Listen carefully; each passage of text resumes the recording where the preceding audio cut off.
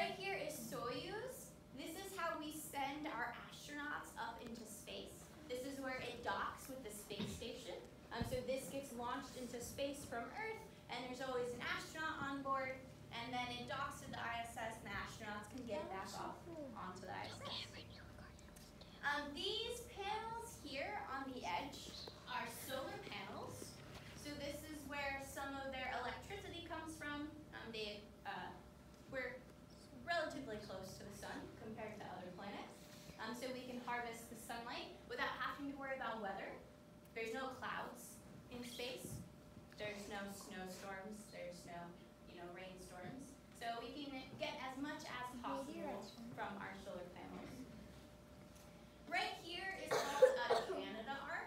The Canadarm basically lets us do stuff in space without having to send an astronaut out to do a spacewalk out on the ISS. It just sort of extends and collects stuff with its arm. Lastly, these panels right here, these are called radiators. Humans, we notice this a lot. When we all get into the same room together, the temperature of the room goes up. We always talk about how when there's lots of bodies in the room gets warmer. We radiate heat. The same thing happens up in space on the ISS. The astronauts will radiate heat, and a lot of that heat can't escape, right? We want to enclose the ISS from the outside. We don't want to be sucked out into space for any reason. So all of the heat gets trapped on the inside, and they need a way to release it, and that's what these radiators do. They release the heat from the inside. Show it to my mom. Yeah, the sun is behind us. Where'd the Earth That's go? the sun. It was in that corner, then it was in that corner. It should be over there. Okay. It's a Well, rather moon. than looking at the ISS, I think we should sit on the inside of the ISS. Oh my, that looks so cool. What? That's so lit.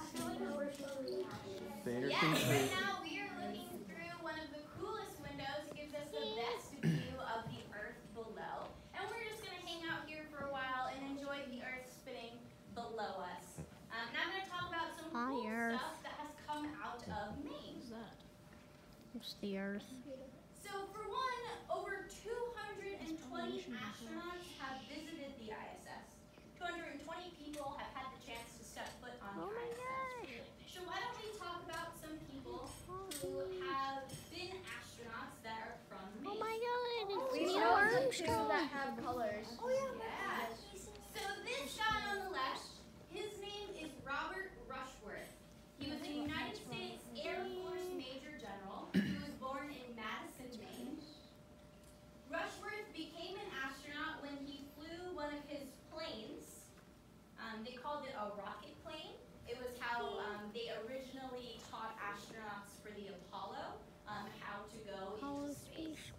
He accidentally flew his plane so high, he escaped the Kármán line. The Kármán line is just the invisible line that we have drawn between Earth and space. So he accidentally went above the Kármán line, technically in space, and he was able to get his astronaut wings. So he did that by accident, but he is from Maine. So in the middle we have Charles Hobaugh, and he's from Bar Harbor, Maine.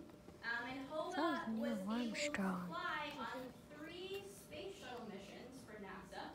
He has spent over 50 days in space.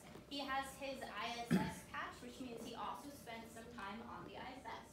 So of the 3 of these astronauts, Charles was able to be on the ISS as one of those other 220 astronauts. Yes, so every 4 years, NASA holds astronaut selection committee.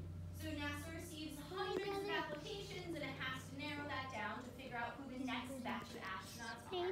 And in 2013, Jessica Mayer from Caribou was selected to become a NASA astronaut. And she's just waiting for her next mission.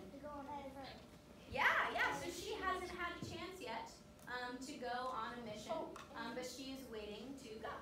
Her dream is to actually become an astronaut. In first grade, you have like what you want to be whenever you grow up. That's what she drew. That's what she stick with. And she is now an astronaut, and she's just waiting to find her way into space. Yeah.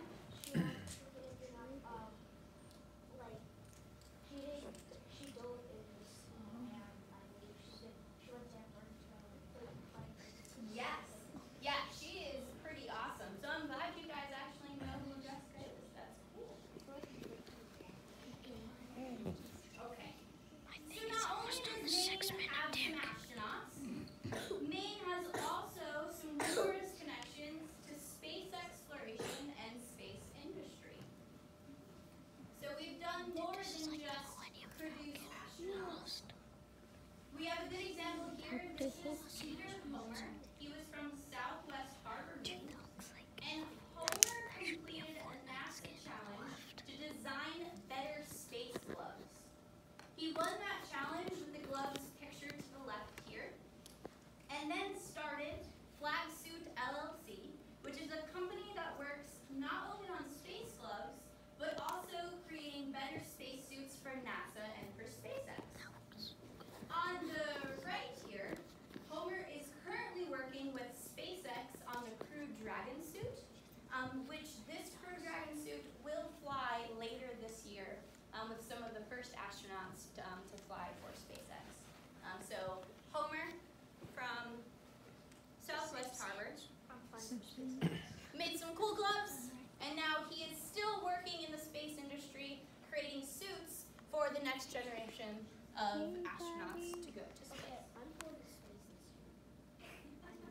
Hi, Mac. So right now, researchers at the University of Maine, which is where you're currently located, are working on multiple space technologies. And one of these devices has actually already seen the inside of the space station. The Wireless Sensor Program, or WISENet, was launched into the ISS in December of 2016. I'm going to show you a quick video about the WISENet.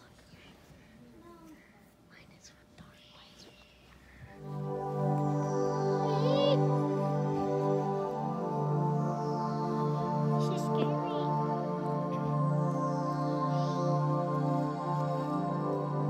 Come scissors. So this wireless leak detection system is part of a larger research at WISENet Lab, which is wireless sensing in general. But for this specific project, we are interested in finding very small leaks even before they start to cause any pressure drop.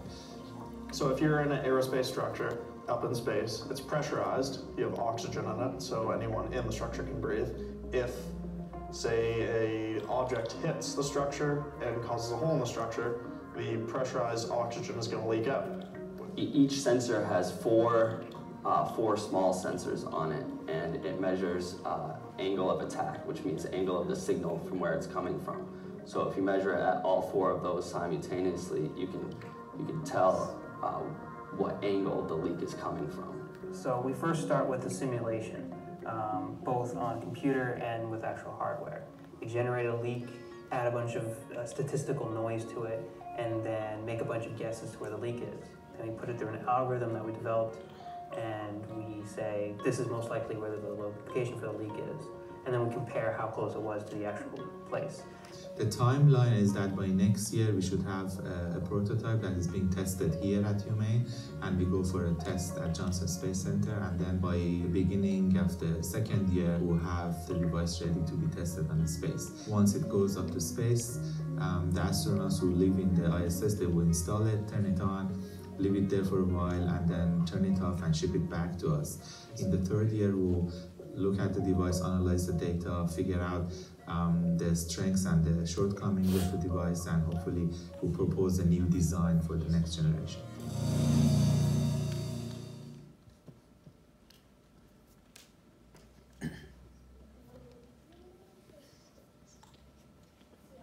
So, actually, the sensor has already made its way to space, has already made its way back from space, and we have that sensor in our lobby right now. And so they have it on display next to the weigh station inside our lobby. So if you're more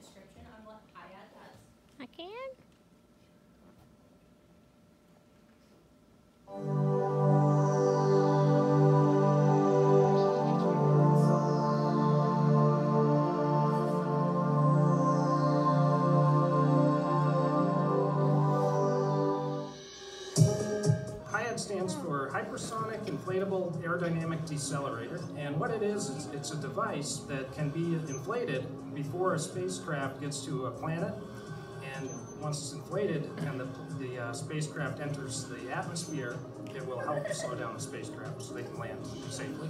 It's a device that pops out of the nose cone of a spacecraft, and it's a bunch of concentric tori, just inflated fabric donuts that stack up to form a cone. It's like an upside-down umbrella. And the best analogy that I've heard for this came from one of my grad students, which is it's like a badminton birdie, right? The nose cone of the spacecraft is like the little rubber ball, and the tori are like the feathers, and that spacecraft comes down, it hits the atmosphere, and it slows it down. On Mars, there's really not much atmosphere to speak of. There's enough atmosphere that you have to contend with it when you're landing some sort of payload, whether it's scientific instrumentation or humans. So the HIAD is a technology that will enable the engineers to send much larger mass, much larger payload to the surface without relying on traditional technologies like rigid aeroshells or retropropulsion or parachutes, that sort of thing. We're doing really two types of tests. We're doing component level tests, where we're trying to quantify the mechanical properties of the individual pieces that make up a HIAD. And then we're also doing elemental tests, where we test one of the structural components of the HIAD. And that allows us to conduct a test in a very controlled manner and collect a lot of good data, which they can use to compare against their models. We've got 2 full-time PhD students, Josh Clapp and Andy Young. They're doing great work. I mean, they're the ones that really get in there and do this stuff. But the undergrads are really important. At any given time, we're supporting 300 to 600 graduate students, and they make real contributions. And they're undergraduates in civil engineering, mechanical engineering, electrical engineering, technology, a breadth of engineering disciplines. We were learning about pressure vessels in class one day, and I was like, well, I already know this stuff. This is what we do every day here at work. So it was interesting to see that come into play somewhere else. It's nice to know that things that you're learning in class aren't just painful to learn. You really do need to know them. The cool thing about working on this project is if you ever have a question, you ask Josh, he won't give you the answer, he'll make you find it yourself. I'm a hands-on learner, so that really helps me with class. When I learn things in class, they make sense, but they really click when I get to actually do something with that information. And that's helped me a lot in classes like strength of materials, where we're learning about stress and strain, which is what we're dealing with. I really think it's been an honor. You know, I'm a civil engineering student here from Maine, and I like being here in Maine. But I never thought that would put me in a position where I'm working with, you know, senior level engineers at NASA on one of their most important projects. So it's been great, really an honor. It's important for people in Maine to understand that this research is not about a professor or a lab getting some money and doing their own little thing. It has a direct benefit for students in the state, the economy of the state in the longer term, because we're training these people and they get really good skills and a really good education out of this, and it helps everybody in the long run.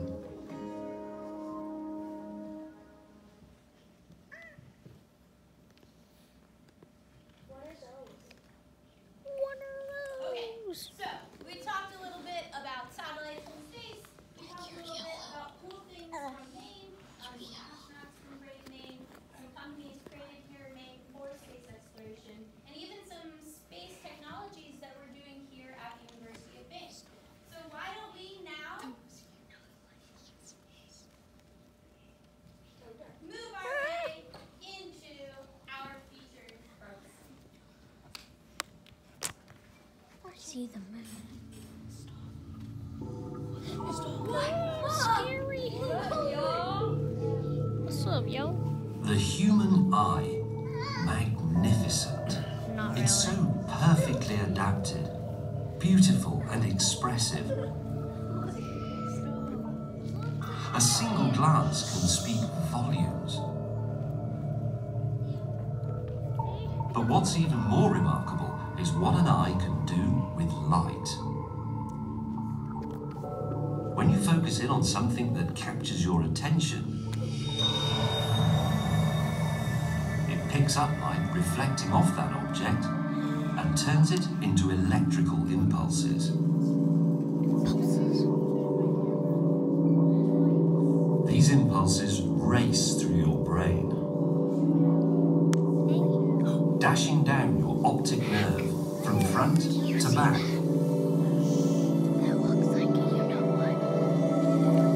Where they are interpreted as images. We humans are very curious, driven to explore. That's why when you get a glimpse of something you've never seen before, you have to look closer. But there's a limit to what your eyes can see, and so much that remains hidden. Bye. The farthest you can see is upwards to a black sky lit with thousands of pinpoints of light. Since mankind first looked up, we've wanted to know more about these lights, but without help, we could only see this simple naked eye view. Until we built telescopes.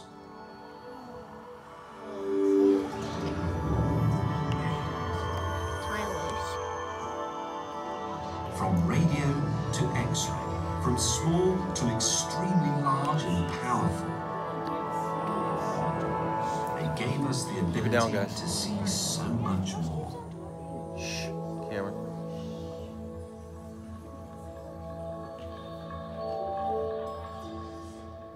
They confirm that some of those pinpoints of light are planets. Fantastic worlds orbiting in a system around a star we call the Sun. And we learned that our Earth was fortunately placed within a narrow habitable zone where we neither boil nor freeze. It's floating. To help us see closer still, we built rockets. These powerful machines defy Earth's gravity, carrying whatever we wish to put out into space. Including probes, unmanned spacecraft designed for exploration. Some probes drop robot explorers onto the surface of planets. They carry our curiosity to other worlds.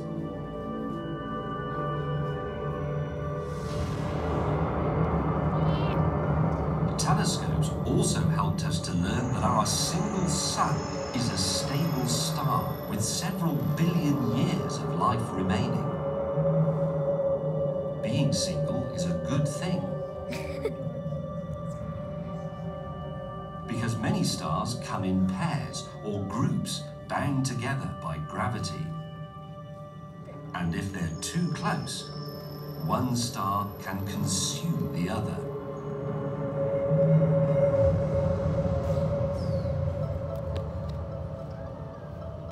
Destroying it, along with any of its orbiting planets.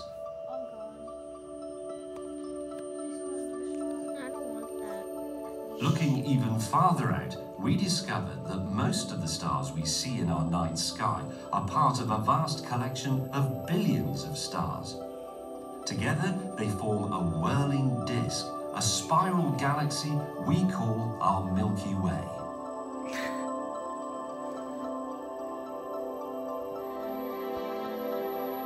And when placing one of the most powerful telescopes of all above Earth's atmosphere, we could peer even deeper into space and saw much more than expected. Oh my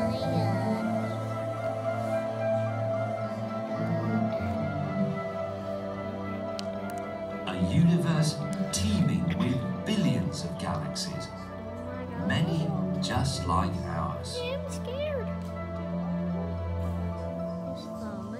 These discoveries are just a fraction of what we now know.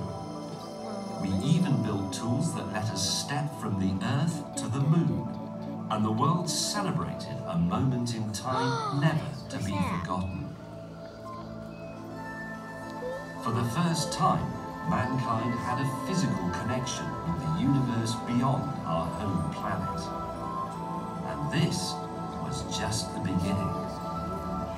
30 years later, we began to build a magnificent space station. It's a space dude.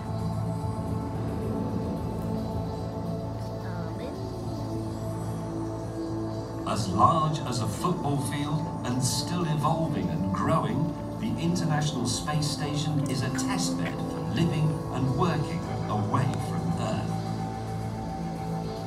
preparing us for future deep space missions.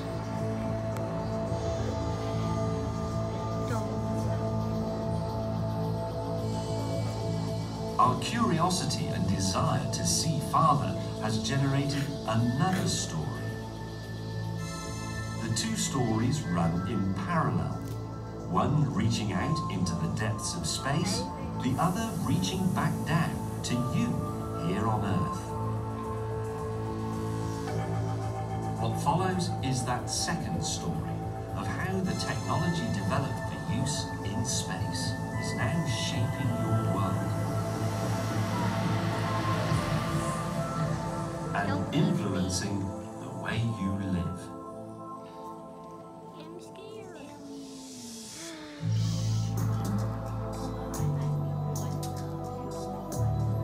I'm going through weird circles. This is a view of the world your eyes can't see. I'm going through circles.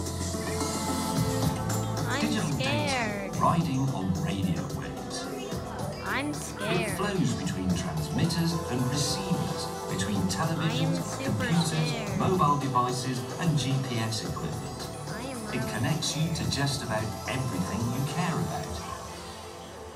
It's an integral part of your modern life. I don't like this. I don't like this one bit.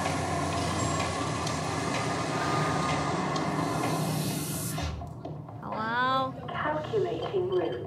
Let me out. I'm riding a car. I'm not old enough to drive.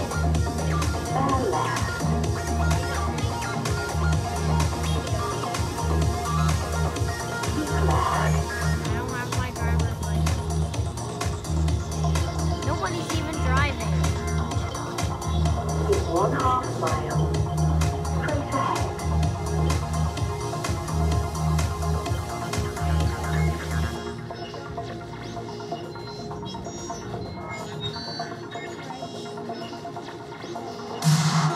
Jackson, Hamlin. Well, he's got to get it in the end zone for the Eats to win. 3 for the end zone. And he's got it caught. It's caught. Touchdown. Touchdown. What does this have to do with space?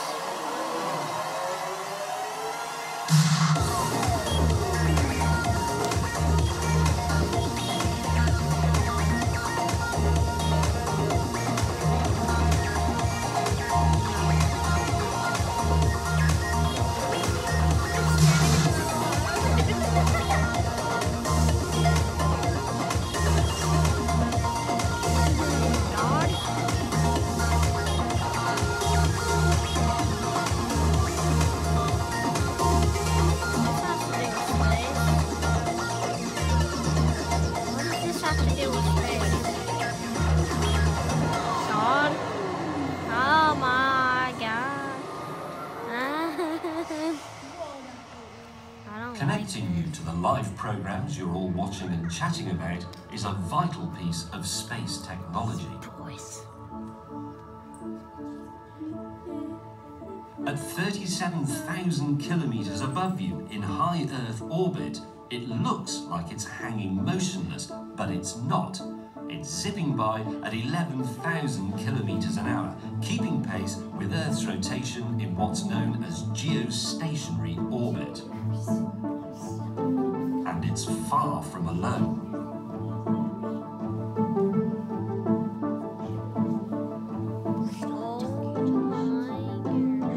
The first man to imagine a fleet of communications satellites was the science fiction writer Arthur C. Clarke.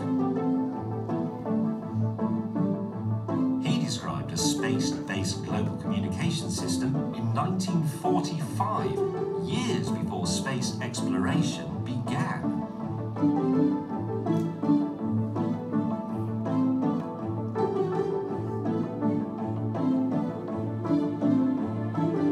Today, there are thousands of satellites that serve us from orbit.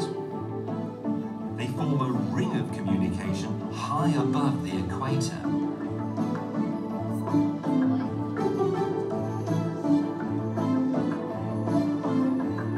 Each satellite processes a stream of information-packed radio waves beamed up from transmitters below, then sends the information back down to millions of waiting digital devices.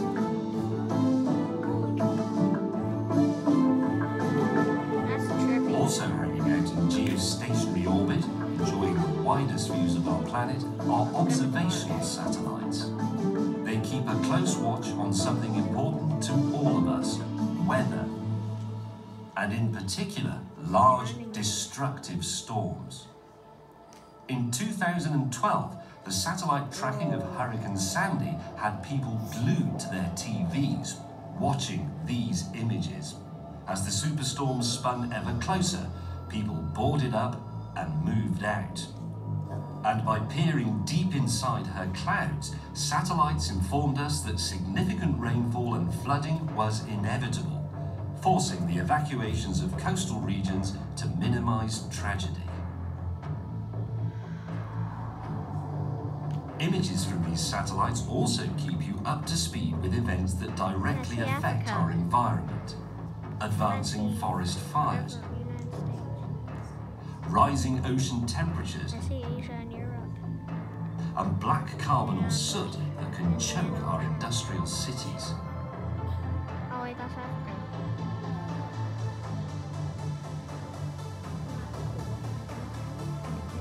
Lower down are the satellites that support your GPS devices. They race ahead of the spinning Earth, passing overhead twice a day.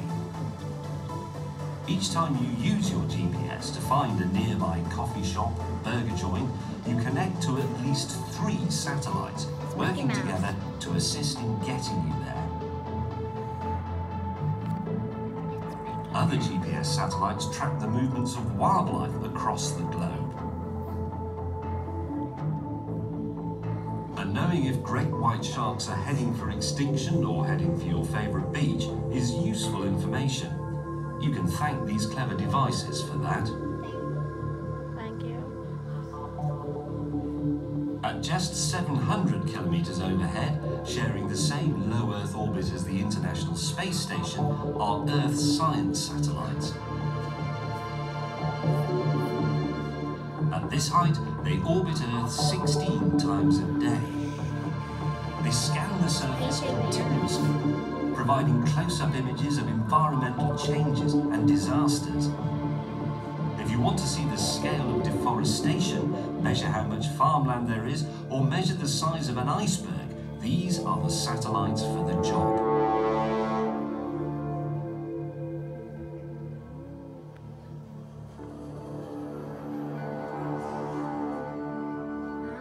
And when you use the internet to catch a bird's eye view of your city, your home, or someone else's home, you're looking at an image from these satellites. And cameras are advancing all the time to see closer and closer. Satellites are just one of the many space technologies that connect you here on Earth with activities in space. The technologies that give us the ability to see beyond our planet or step off it into orbit have also paved the way and opened doors for the development and improvement of thousands of the items you use every day. I don't use that.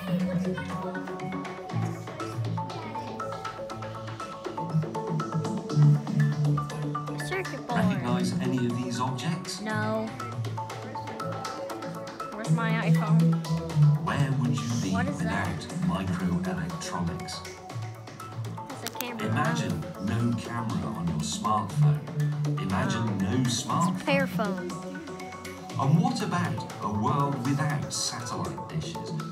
cordless vacuum cleaners, and ceramic hair straighters.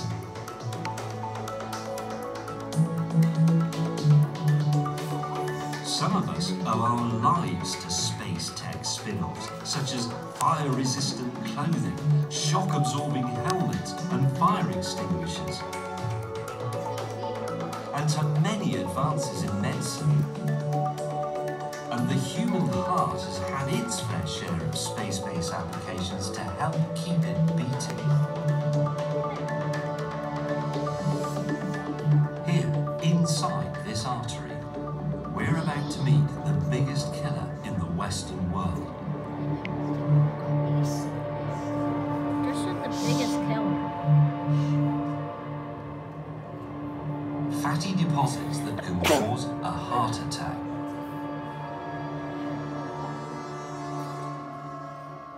Coming to the rescue is a cool laser developed to study the Earth's atmosphere from space. Surgeons thread this tiny device through the artery, where its laser safely vaporizes the blockage, allowing blood to flow freely again.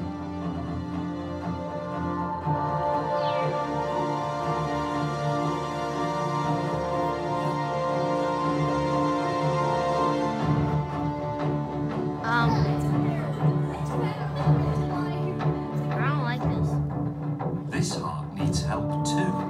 Its rhythm is being controlled by a pacemaker, operated from outside the body using technology developed for communications between Earth and Yeah, see satellites. my eyeballs. And what keeps the pacemaker pacing? A longer-lasting battery specifically developed for use in space. It now powers today's electric cars, computers, and smartphones, keeping us driving, communicating, and gaming for longer.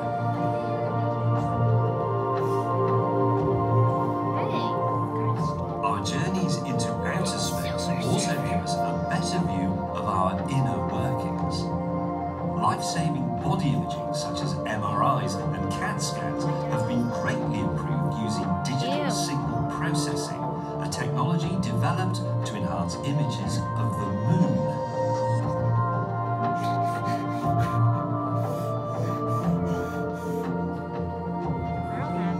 And thanks to components designed for the Mars Viking lander's onboard laboratory, millions of people are now spared painful daily shots because of a tiny automatic pump that delivers microdoses of insulin to their body.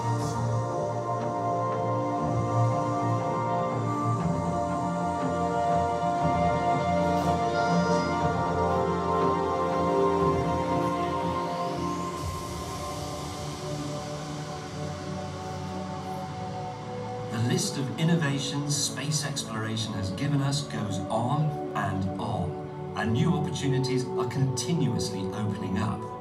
From alternative water purification systems and energy sources to flight guidance and control instruments. From turbine blades to home insulation, and improvements in car safety and better fuel efficiency. And there's a lot more to come. Predicting what effect space exploration might have on the future takes us into the unknown.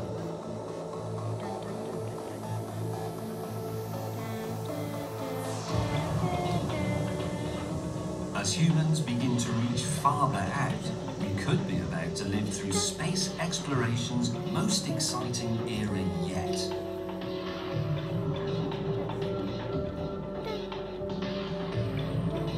We can already break free from low Earth orbit to travel beyond our moon. One day, perhaps, we'll take the long journey to step on Mars.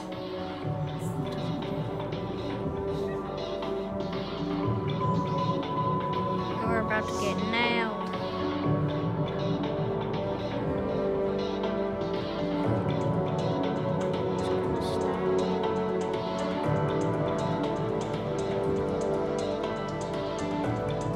May even colonize the moon. And areas of this barren, cratered landscape may one day